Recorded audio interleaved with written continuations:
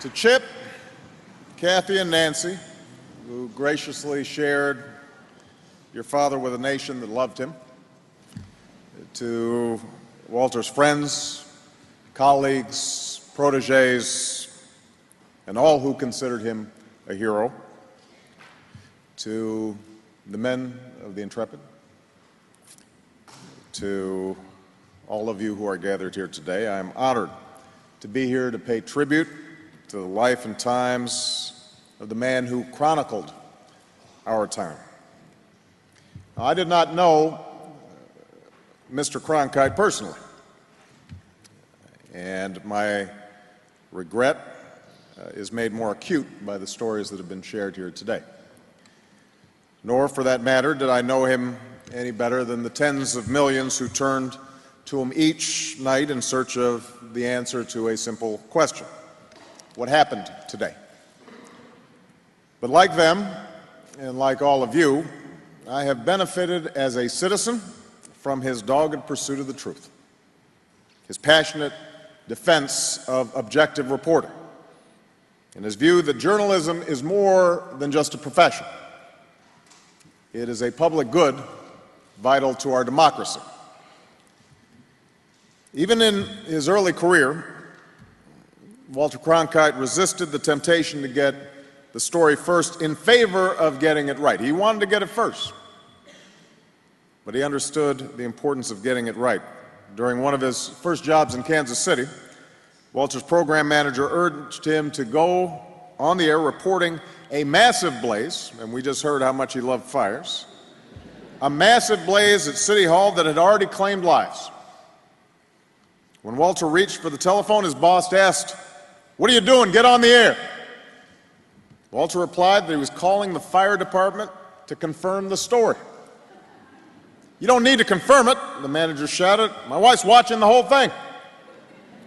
Needless to say, Walter made the call, and even as the program manager took the air himself to broadcast the unfolding tragedy, Walter discovered that it had been nothing more than a small fire that hadn't resulted in any injuries. He lost his job, but he got the story right. Walter wasn't afraid to rattle the high and the mighty, but he never dared compromise his integrity. He got along with elected officials even if they were wary of one another's motives. One politician once remarked, "Walter, my friend, you've got to believe me fully. 85% of everything I told you today is the absolute truth."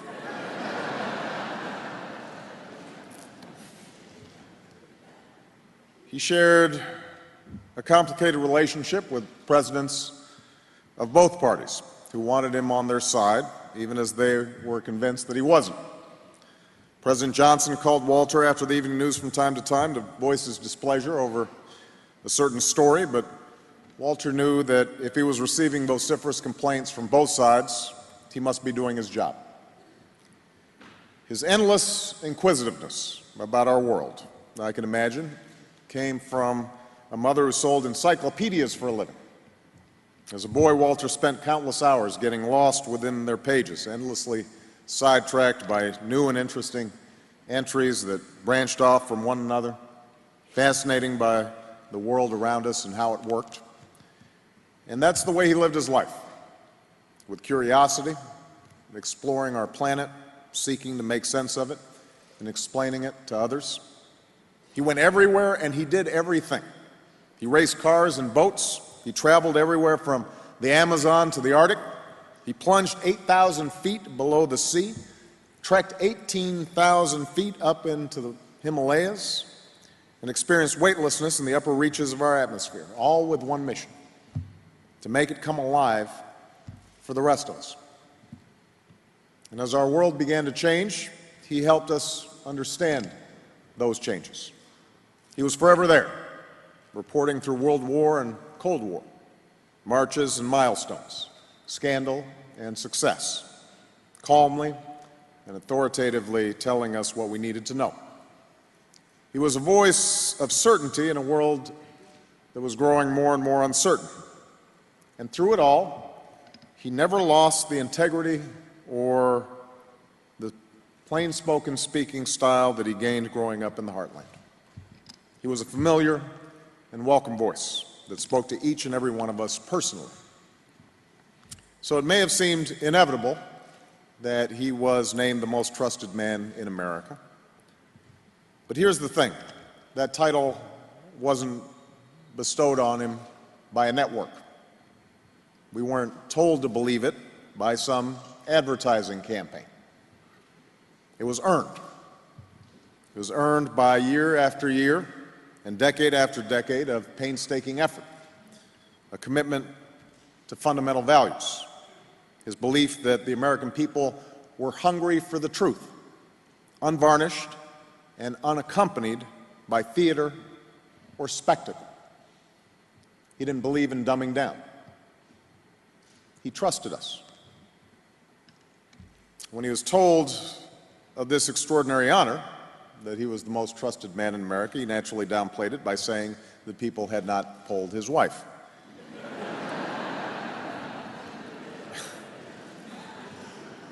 When people of both political parties actually tried to recruit him to run for office without even asking for his stances on the issues, he said no to the relief of all potential opponents.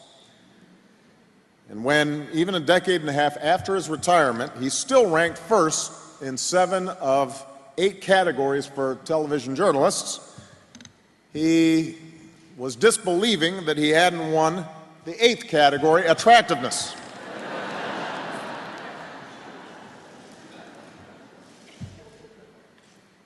Through all the events that came to define the 20th century, through all our moments of deepest hurt and brightest hope, Walter Cronkite was there, telling the story of the American age. And this is how we remember him today. But we also remember and celebrate the journalism that Walter practiced, a standard of honesty and integrity and responsibility to which so many of you have committed your careers. It's a standard that's a little bit harder to find today. We know that this is a difficult time for journalism. Even as appetites for news and information grow, newsrooms are closing. Despite the big stories of our era, serious journalists find themselves all too often without a beat. Just as the news cycle has shrunk, so is the bottom line. And too often we fill that void with instant commentary and celebrity gossip and the softer stories that Walter disdained, rather than the hard news and investigative journalism he championed. What happened today is replaced with who won today. The public debate cheapens. The public trust falters. We fail to understand our world or one another as well as we should, and that has real consequences in our own lives and in the life of our nation. We seem stuck with a choice between what cuts to our bottom line and what harms us as a society. Which price is higher to pay? Which cost is harder to bear? This democracy, Walter said, cannot function without a reasonably well-informed electorate. That's why the honest, objective, meticulous reporting that so many of you pursue with the same zeal that Walter did is so vital to our democracy and our society. Our future depends on it. And Walter was no naive idealist. He understood the challenges and the pressures and the temptations facing journalism in this new era.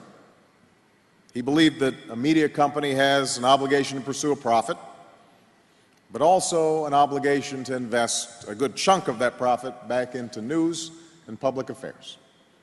He was excited about all the stories that a high-tech world of journalism would be able to tell and all the newly emerging means with which to tell it. Naturally, we find ourselves wondering how he would have covered the monumental stories of our time. In an era where the news that City Hall is on fire can sweep around the world at the speed of the internet, would he still have called to double-check? Would he have been able to cut through the murky noise of the blogs and the tweets and the sound bites to shine the bright light on substance? Could he still offer the perspective that we value? Would he have been able to remain a singular figure in an age of dwindling attention spans and omnipresent media? And somehow we know that the answer is yes. The simple values Walter Cronkite set out in pursuit of, to seek the truth, to keep us honest, to explore our world the best he could, they are as vital today as they ever were.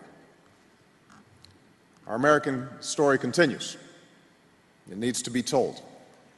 And if we choose to live up to Walter's example, if we realize that the kind of journalism he embodied will not simply rekindle itself as part of a natural cycle, but will come alive only if we stand up and demand it and resolve to value it once again, then I'm convinced that the choice between profit and progress is a false one, and that the golden days of journalism still lie ahead.